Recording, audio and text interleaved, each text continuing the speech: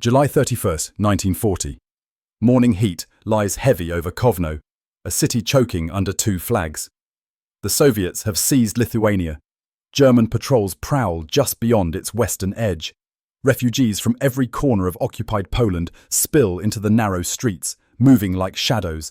Families dragging suitcases, rabbis clutching scrolls, mothers carrying photographs of sons already gone.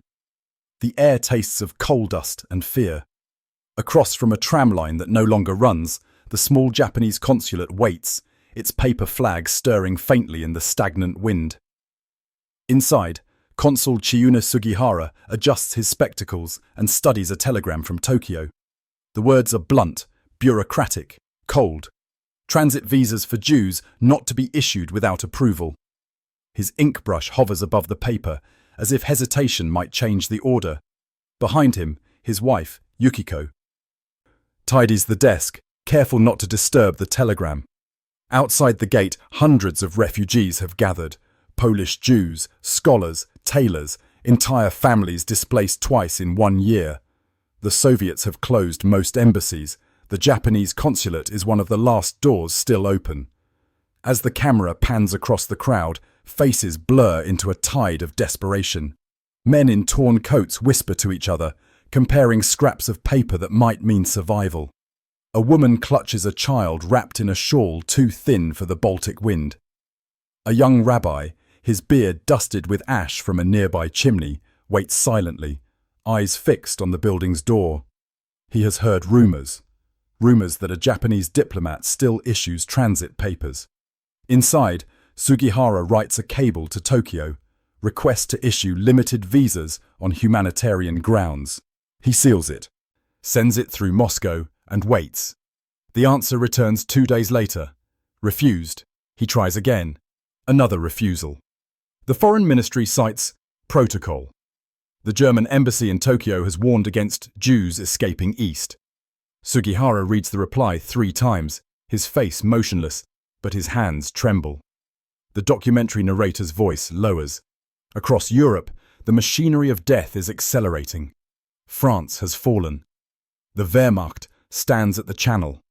In the east, Stalin's secret police are arresting anyone without papers. In the space between these two powers, Nazi and Soviet, tens of thousands are trapped. Sugihara steps outside the consulate gate. The refugees surge forward, crying out in Polish, Russian, Yiddish. He listens, nods, and bows slightly. Their words are fragmented. Japan. Transit. Children. Escape. A woman thrusts a letter toward him, written in trembling Cyrillic. Our entire family will die if we cannot leave. He takes it, folds it neatly, and returns inside. That evening, the consulate grows silent. The electric lights buzz. Sugihara sits at his desk long after dark, the ink brush moving in steady rhythm. One signature, another. By dawn, the desk is covered with papers bearing the red stamp of Japan. He has begun to issue the visas on his own authority. From above, the camera captures the motion of the brush, the repetition of the seal, the glow of the lamp against his tired eyes. Each visa bears careful calligraphy, his personal mark of legitimacy. The scene intercuts with the faces waiting outside, hope rising like smoke in the pale light. Days turn into weeks. The line outside the consulate stretches down the street. Local police look on, unsure whether to intervene.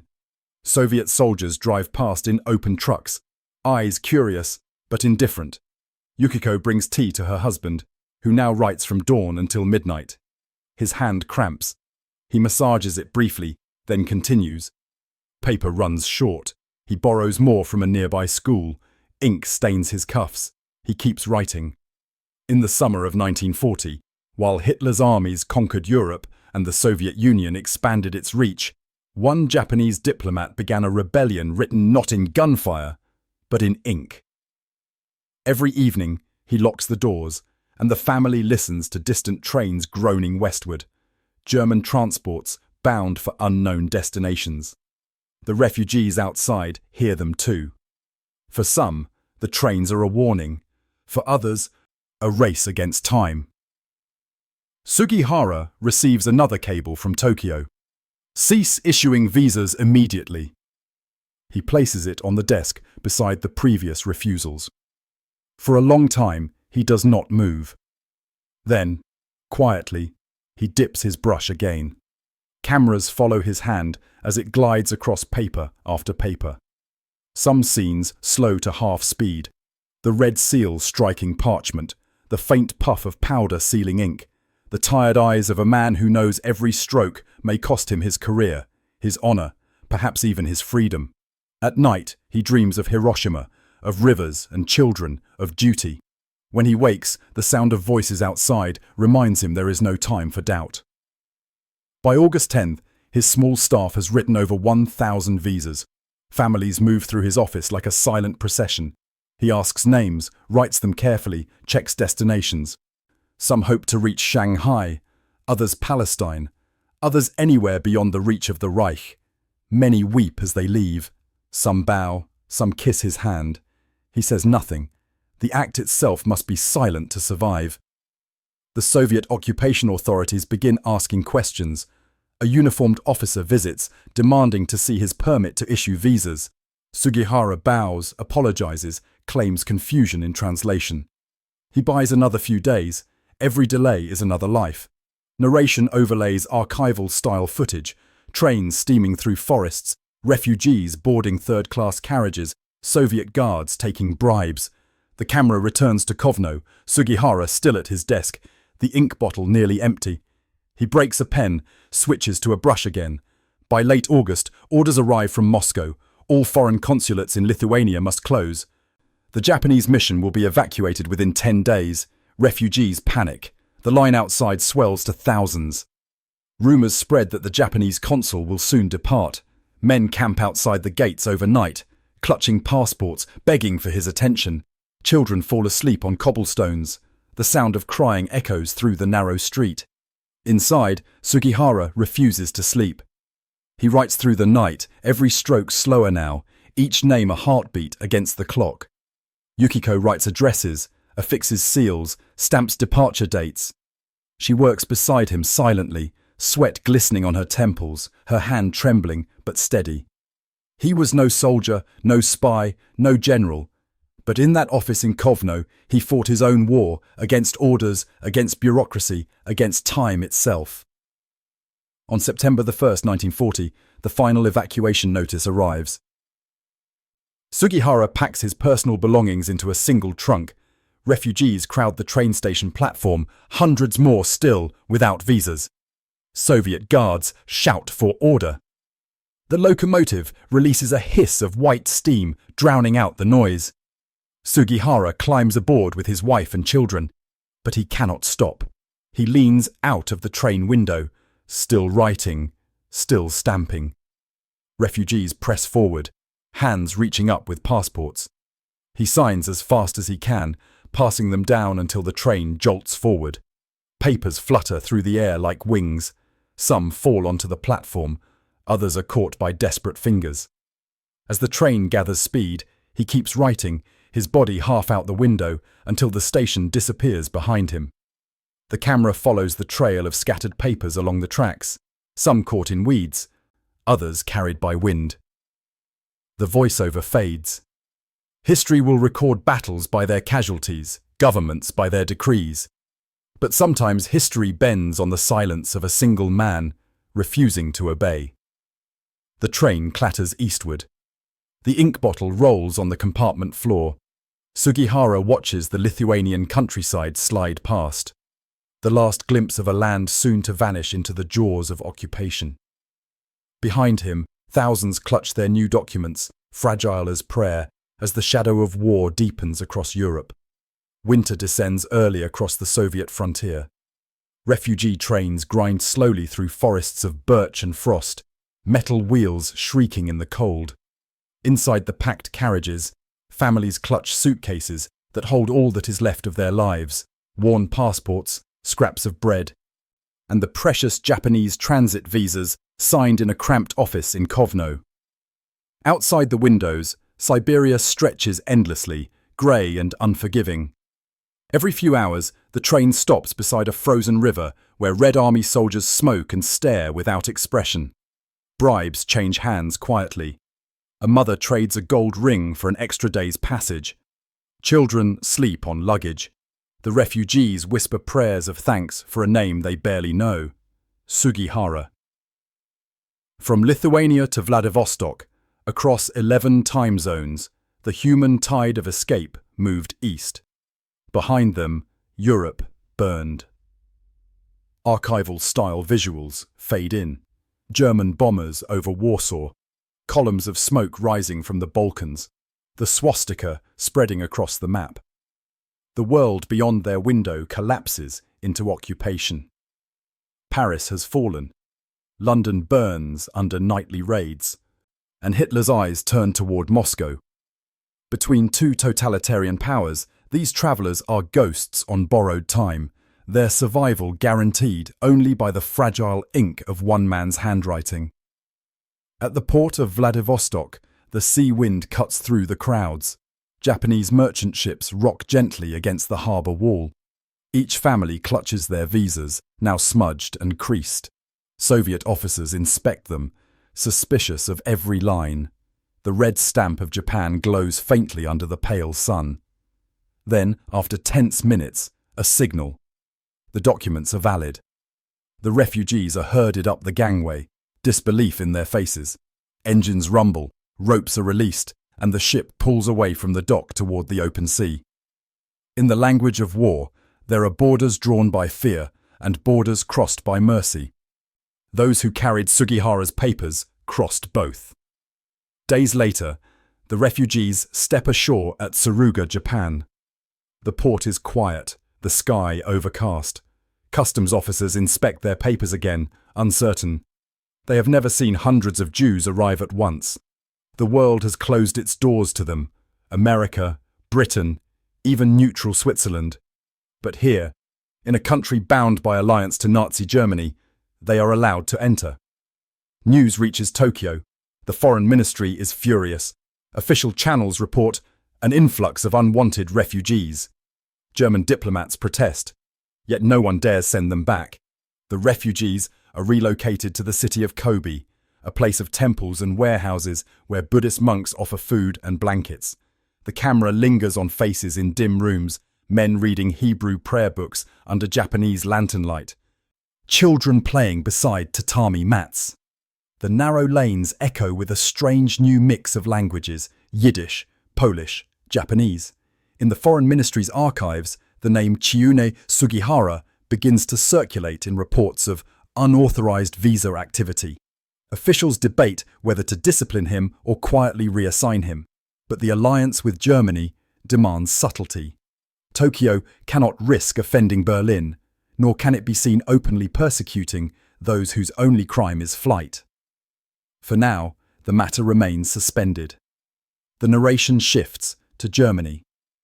September 27th, 1940. In Berlin, the Tripartite Pact is signed. Germany, Italy, and Japan declare their alliance. Cameras flash as diplomats shake hands. In the background, Adolf Hitler watches with the satisfaction of a man who believes the world already his. Across the ocean, Japan celebrates the new Axis order. The narrator's voice turns grim. The empire of the rising sun now stood beside the empire of the swastika, but within that alliance lived contradictions it could never reconcile. Cut to Shanghai. The Japanese army occupies the city, its soldiers marching through the Bund. Here, more refugees arrive, many bearing the same handwriting on their papers. Shanghai's ghetto swells to tens of thousands of Jews. They live in limbo, technically prisoners of an empire that should have handed them over, but never did. Japanese administrators, uncertain how to treat them, segregate the district, yet allow schools, newspapers, and synagogues to function. The camera sweeps across narrow alleys, alive with voices and candlelight. It is a strange, fragile survival amid global annihilation. Meanwhile, Sugihara himself has been reassigned to Prague. His name has vanished from diplomatic rosters in Tokyo. The war consumes Europe, and Nazi occupation transforms the continent into a graveyard. From his new post, He watches columns of refugees move west to east and east to nowhere. Reports arrive of mass executions in Poland, ghettos sealed, deportations accelerating. He writes quietly to colleagues in Japan, urging humanitarian channels, but his letters go unanswered. The voiceover lowers to a somber tone. He had defied orders once. Now, surrounded by silence, he could only watch the machine he had resisted turn the world into ash. By late 1941, war clouds gather over the Pacific. The Imperial Japanese Navy prepares for a secret strike. On December 7th, the world changes again. Pearl Harbor burns. America joins the war. Overnight, Japan becomes the enemy of nearly every nation. The consequences of alliance are absolute. In Berlin, the Nazi leadership celebrates. In Tokyo, triumph masks unease. Across Asia, new battles erupt. Hong Kong, Singapore, Manila. But amid the thunder of guns, the refugees in Kobe still live. Their presence becomes an embarrassment, an unsolved puzzle in a country now at war with the world. Japanese authorities order them relocated to Shanghai under military supervision. Ships leave quietly at night, carrying the last wave of those who once stood outside the Kovno consulate. On board, they whisper prayers for the man who gave them passage, unsure whether he is alive or dead. The narrator pauses. Every one of them carried a name written by hand, a name that had crossed frontiers no army could claim. As the Pacific War deepens, Sugihara is transferred again, now to Königsberg and later to Bucharest. The war grinds toward its climax. Cities burn from Tokyo to Dresden. Allied bombers roar overhead. Columns of refugees flood the roads of Europe. The camera lingers on his desk in Romania, where he still keeps copies of the visas he once wrote, folded neatly like relics of a faith long forbidden. He studies them at night by candlelight, while outside the sirens wail and bombs fall. By 1944, the Eastern Front collapses. Soviet troops march into Romania. The air is filled with the echo of artillery. The Japanese legation prepares to flee. Sugihara gathers his family and what little remains of his diplomatic papers. As they leave Bucharest, flames rise behind them. He looks back once, as if searching for the faint traces of all those he helped escape 4 years earlier. The documentary slows its rhythm. The narrator's voice, low and grave, draws the thread between continents. While Europe tore itself apart, those who carried his papers lived in a strange twilight, protected by the very empire that fought beside their persecutors. In war, contradictions often save more lives than reason. On screen, images of Shanghai's ghetto fade to black and white footage of Allied troops advancing into Manila, Iwo Jima, Okinawa. The world contracts under fire. Then, August 1945, Hiroshima. A flash of white light fills the frame. Silence. The atomic age begins. Japan surrenders. The empire dissolves into ruin. Sugihara, stationed still in Romania, is taken prisoner by Soviet forces. He is placed in an internment camp, surrounded by diplomats, officers, and defeated soldiers. The once proud envoy now shares thin soup with strangers, his body frail, but his eyes steady. Around him, men speak of lost causes, broken nations, vanished empires. He listens, then quietly folds his hands and prays, for no flag, for no leader, but for the souls still wandering across continents with pieces of paper bearing his name. The camera pulls back slowly, rising above the barbed wire of the camp. Snow drifts through the air. The narrator whispers, in a war that measured loyalty and obedience, he had found a different measure: compassion. It had cost him everything but his conscience. Autumn 1947. The war is over, but Japan is no longer an empire. Tokyo lies flattened, its skyline a forest of twisted steel. Bridges hang broken over the Sumida River. The once proud Ministry of Foreign Affairs stands hollow, its marble floors covered in dust. In this new, defeated nation, the name Chiune Sugihara, carries no ceremony, no rank, no honor. His diplomatic career has ended in silence. The official reason, insubordination. The unofficial one, disobedience during wartime. In the peace that followed the deadliest war in human history, not all heroes returned to banners and applause. Some came home to nothing at all.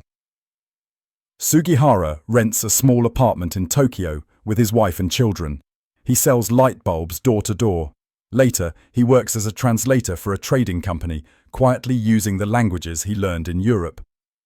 Each morning, he takes the train among crowds of strangers, none of whom know that the man holding a worn briefcase once defied the Axis alliance to save thousands. In his desk drawer lie the copies of those visas. Folded, fading, stained with ink from another life. He never speaks of them. The camera pans over the ruins of post-war Japan. Children scavenging for coal, women washing clothes in bomb craters filled with rainwater, American soldiers distributing food under the red and white flag of occupation. Over these images, the narration continues.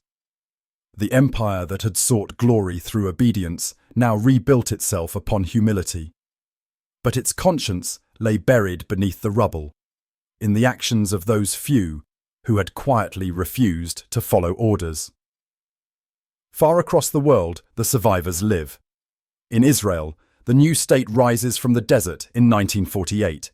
In Tel Aviv and Jerusalem, families light candles for the dead, but also for those who saved them.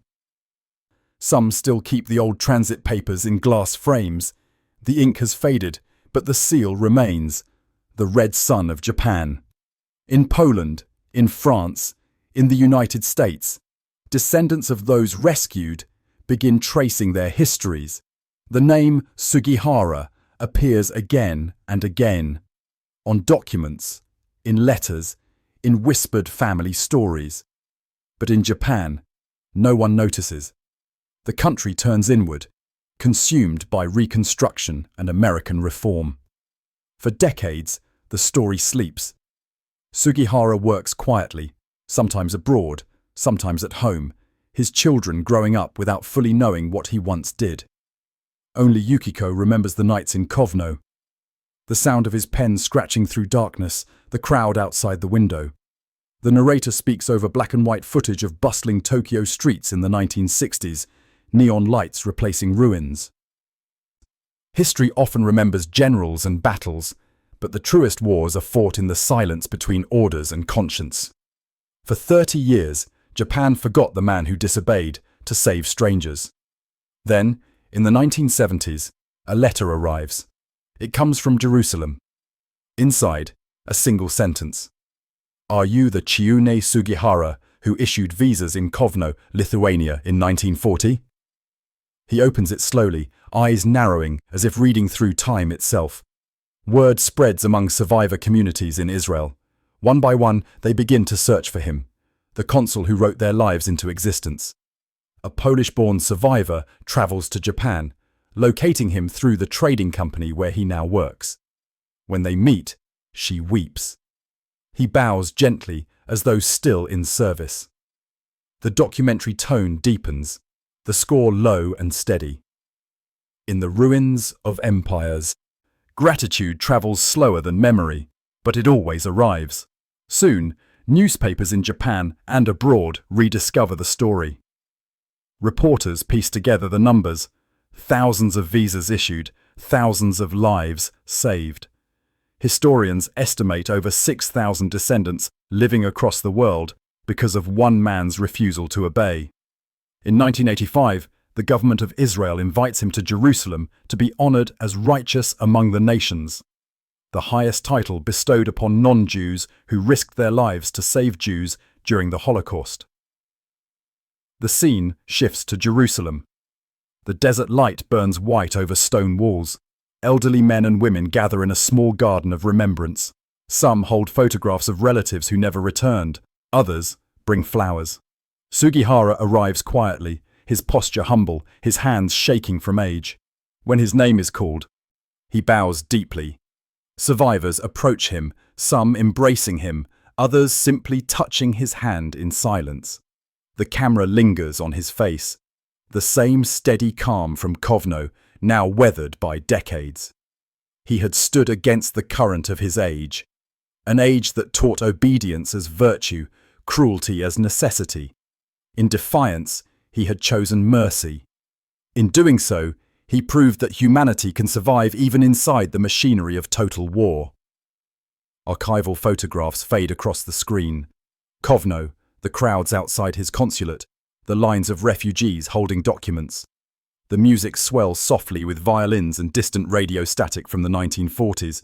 The scene intercuts between wartime footage and present-day survivors speaking, their voices trembling. "My family lived because of that stamp. We crossed Siberia because of his name. I have children and grandchildren because he wrote those visas." Sugihara listens, his expression one of quiet disbelief. For decades he had wondered if any had survived. Now, before him, living proof, entire generations breathing because of ink and conscience. He murmurs a single line to the reporter who asks if he regrets disobeying Tokyo. "I could not watch them die, so I did what I could." The narration continues as the camera moves through archival images of post-war Tokyo, blending with footage of Jerusalem's Yad Vashem Memorial. In a century defined by destruction, the smallest acts of defiance became monuments of the spirit. One man, one desk, one brush, and thousands of lives reborn. As the film nears its end, the visual tempo slows. Sugihara's final years unfold quietly. He lives in Kamakura, near the sea, where gulls cry over the waves. He walks the shoreline alone, hands clasped behind his back, the wind tugging at his coat. His hair has turned white, his posture frail, but his eyes remain clear. In his home, the walls are bare except for a single framed photograph. A group of refugees in 1940 holding Japanese transit visas, smiling faintly at the camera. He did not see himself as a hero. He saw only the faces outside his gate, the tears, the desperation, the belief that somewhere, someone would listen. When that belief found him, he answered. And the world, for one fragile moment in 1940, turned toward mercy. In 1986, Chiune Sugihara passes away quietly in Japan. Few in his homeland notice. His funeral is small, but across the world, in Tel Aviv, Warsaw, New York, and Melbourne, candles are lit. In synagogues and family homes, prayers are whispered for a man most never met.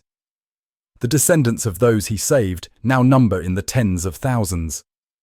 The final sequence blends black and white war footage with present-day colour. Train tracks stretch toward a vanishing horizon. Ink flows across paper. A hand seals a red stamp. Refugees climb aboard a ship. A child sleeps against a suitcase. Then, the consulate door closing for the last time. The narration concludes. In July of 1940, a single man in a small consulate wrote against the tide of his time. While nations surrendered their humanity to fear, Chiune Sugihara answered to a higher command, conscience. His war was fought without guns, his victory measured not in medals, but in lives.